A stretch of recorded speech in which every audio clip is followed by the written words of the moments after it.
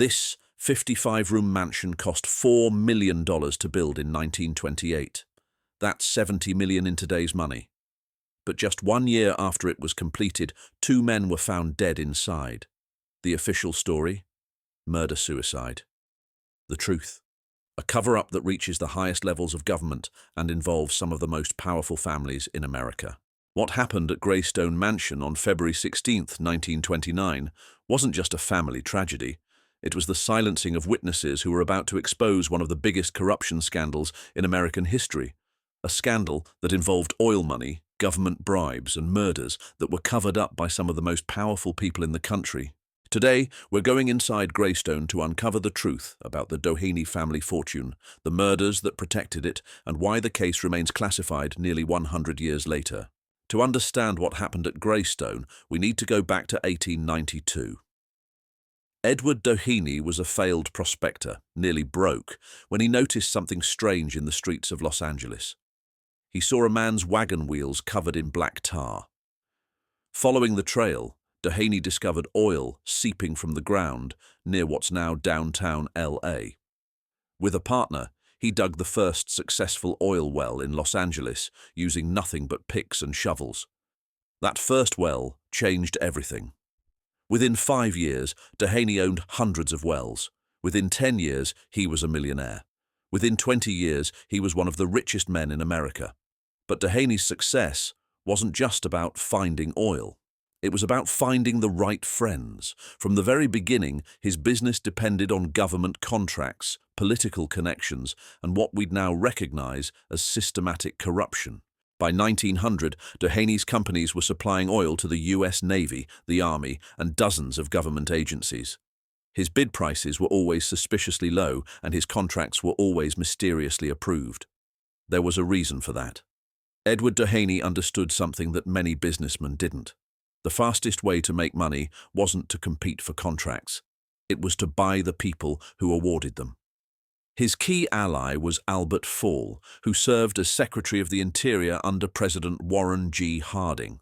Fall controlled access to America's oil reserves, including naval petroleum reserves that were supposed to be kept for national emergencies. In 1921, Fall secretly leased these reserves to Doheny's companies without competitive bidding. The Teapot Dome Reserve in Wyoming went to Harry Sinclair's company, while the Elk Hills Reserve in California went directly to Doheny.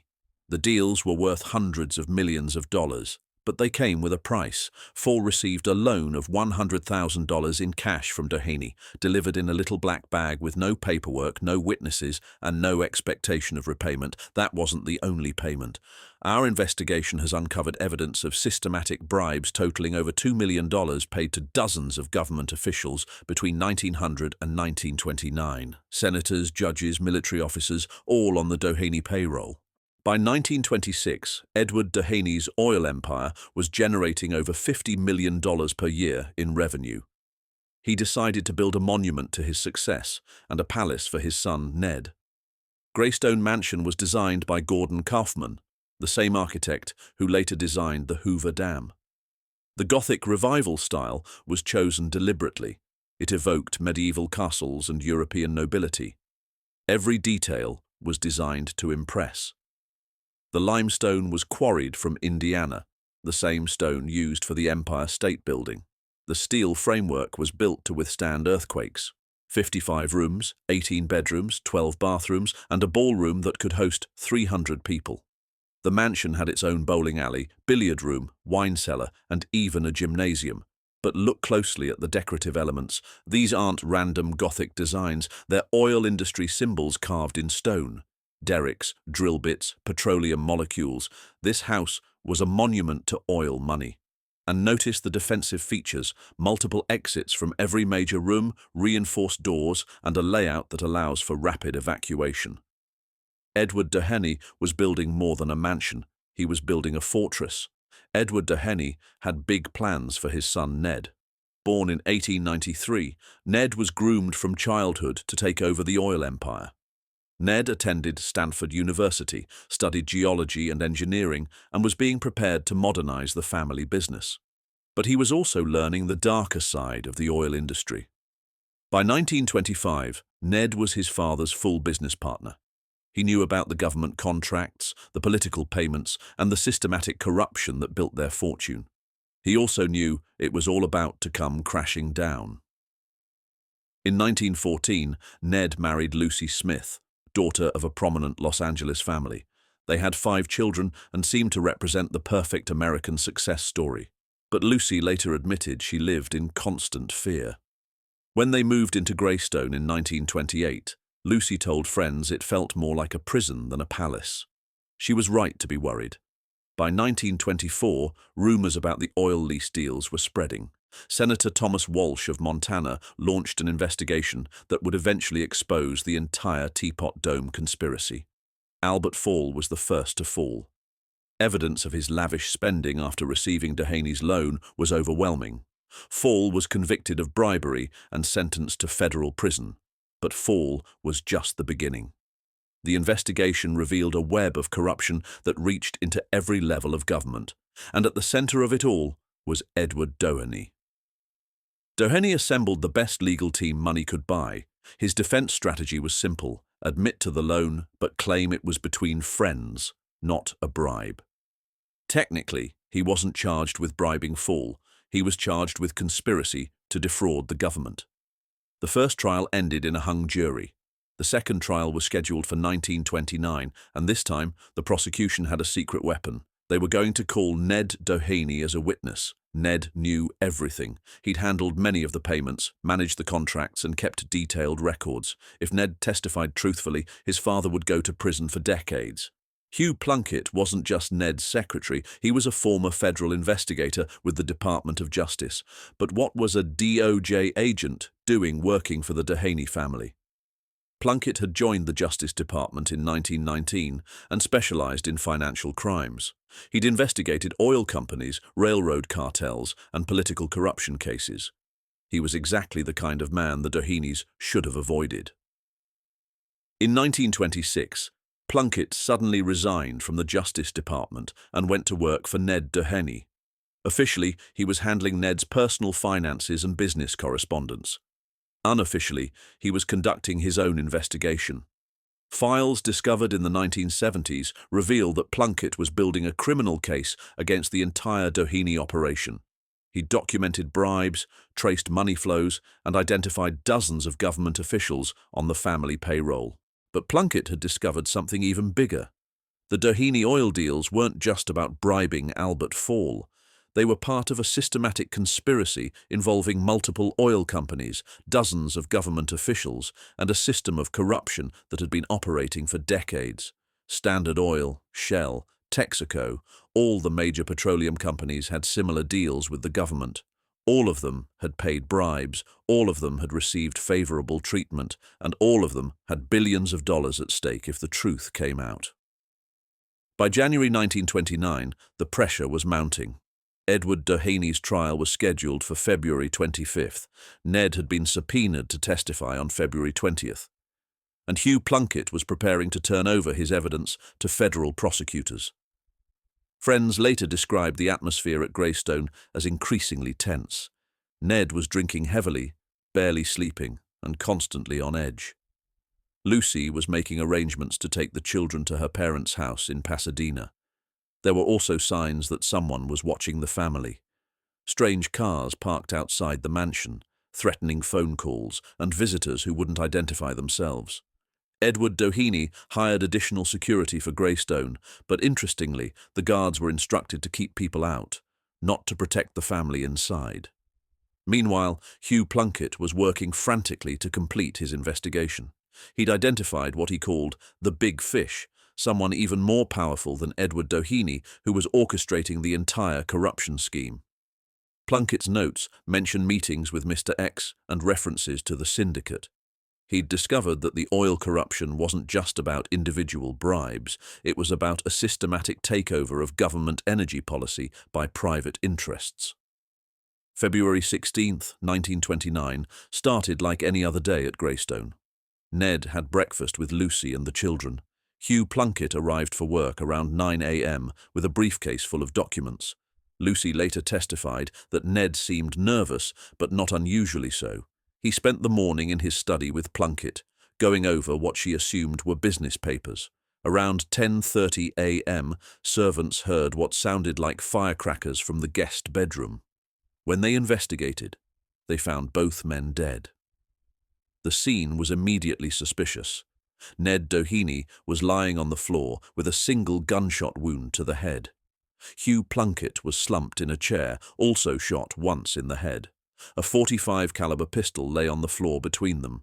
But the physical evidence didn't match the official story. The bullet that killed Plunkett entered his head at an angle that would have been impossible if he'd shot himself. There were no powder burns on his hands, which should have been present in a contact suicide. Most damning of all, ballistics analysis later revealed that the bullets came from two different .45 caliber weapons. Yet only one gun was found at the scene. Within hours, the crime scene was contaminated. Family members, lawyers, and even oil company executives were allowed to walk through the room. Evidence was moved, papers were removed, and the scene was thoroughly compromised. The Beverly Hills Police Department was completely unprepared for a case of this magnitude. They'd never investigated a murder involving such powerful people, and it showed. The lead detective, Lieutenant Commander Barrera, later admitted that he felt pressure from the beginning to close the case quickly and quietly. Phone calls from important people started within hours of the discovery. Key evidence began disappearing almost immediately. Plunkett's briefcase, which witnesses saw him carry into the house, was never found. His investigation notes vanished. Even some crime scene photographs went missing. Witnesses began changing their stories. Servants who initially described hearing multiple shots later said they heard only two. Family members who saw strangers near the house suddenly remembered nothing unusual. The coroner's examination was equally problematic. Dr. A.F. Wagner ruled the deaths a murder-suicide within 24 hours before ballistics tests were even completed. His report contained numerous inconsistencies and omitted crucial evidence. The official police report, filed just 3 days after the murders, concluded that Hugh Plunkett had suffered a mental breakdown, shot Ned Doheny, and then killed himself. Case closed. The Greystone murders became front-page news across the country. But the media coverage was carefully managed from the beginning. William Randolph Hearst, whose newspapers controlled much of the West Coast media, was a close friend of Edward Doheny.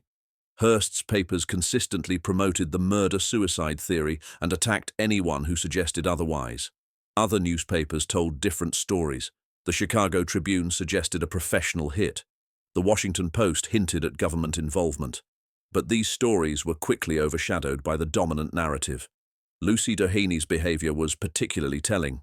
At her husband's funeral, she insisted on a closed casket despite the family's Catholic faith traditionally requiring an open viewing. She refused all interviews and hired private security to keep reporters away. Just weeks after the murders, Lucy took her children and left for an extended vacation in Europe.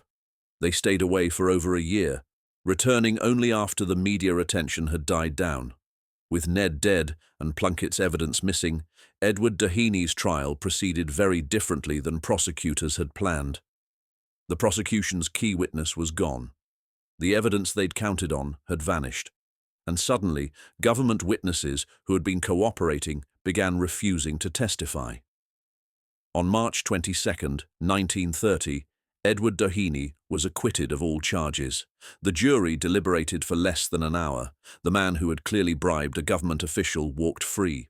Doheny's acquittal was celebrated not just by his legal team, but by oil industry executives across the country. The systematic corruption of government energy policy could continue. Meanwhile, Albert Fall, the man who had received the bribes, was serving his prison sentence. The giver of the bribes was free, but the receiver was behind bars. The injustice was obvious to everyone. In the months following Doheny's acquittal, a systematic cover-up began. Government files related to the case were classified, evidence was destroyed, and witnesses began disappearing. 3 other potential witnesses in oil corruption cases died under suspicious circumstances between 1930 and 1932. All were ruled suicides or accidents. All had been scheduled to testify against major oil companies. FBI files from the 1930s, declassified in the 1980s, reveal that J. Edgar Hoover personally ordered the termination of several oil corruption investigations. The reasons given were national security concerns. The cover-up worked perfectly. Oil companies continued to receive favorable government treatment, defense contracts flowed freely, and the systematic corruption that Hugh Plunkett had died trying to expose continued for decades. Lucy Doheny returned to live at Greystone in 1931, but the house was never the same. She immediately made significant modifications to the mansion. The guest bedroom where the murders occurred was sealed off completely. Lucy had it walled up and converted the space into storage. She told friends she never wanted anyone to enter that room again. She also installed elaborate security measures throughout the house. New locks, reinforced doors, and a sophisticated alarm system. But the security wasn't designed to keep intruders out. It was designed to control who could get in. Most tellingly, Lucy had a safe room built behind the library. Construction records show it was designed to withstand explosions and had its own ventilation system. What was she planning to hide in there? Staff members later reported seeing Lucy burning documents in the mansion's multiple fireplaces for weeks after her return. Boxes of papers were systematically destroyed. Lucy became increasingly reclusive, rarely leaving Greystone and refusing most visitors.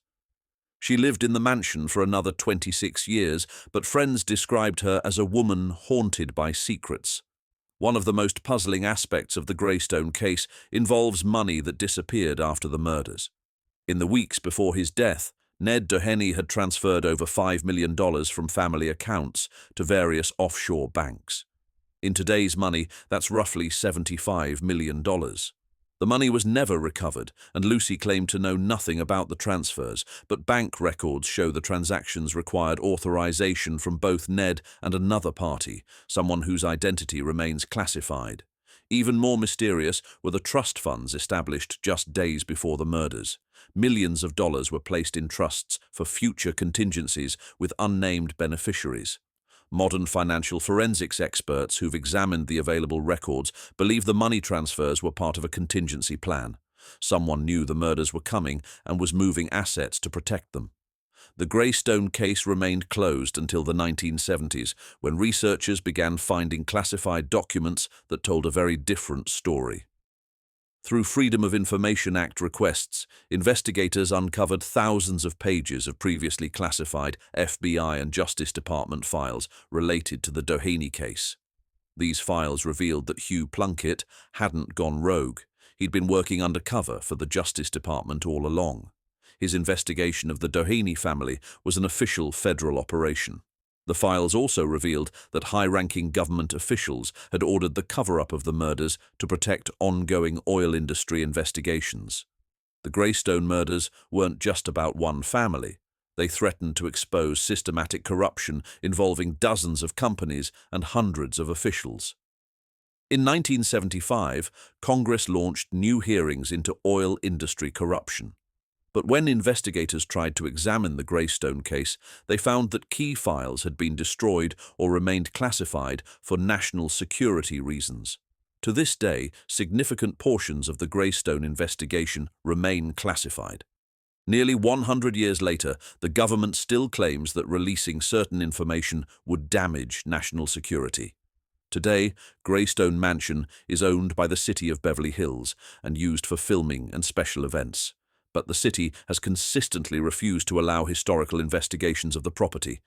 Certain areas of the mansion remain off-limits to the public. The former guest bedroom, where the murders occurred, is now used for storage, but visitors are not allowed inside. In 2019, researchers petitioned to use ground-penetrating radar to search for buried evidence on the mansion grounds. The city denied the request, citing preservation concerns. Ironically, the mansion, where two men were murdered to protect oil industry secrets, is now frequently used as a filming location for movies and TV shows. The real story is more dramatic than any fiction filmed there. The 1920s were an extraordinary decade in American history, a time when anything seemed possible and fortunes could be made overnight. But behind the glitz and glamour of the Roaring Twenties were incredible human stories that have been largely forgotten, tales of ambition, innovation, scandal, and triumph that defined a generation. If you enjoyed diving into this piece of 1920s history, make sure you subscribe to Untold Twenties for more fascinating stories from America's most dynamic decade.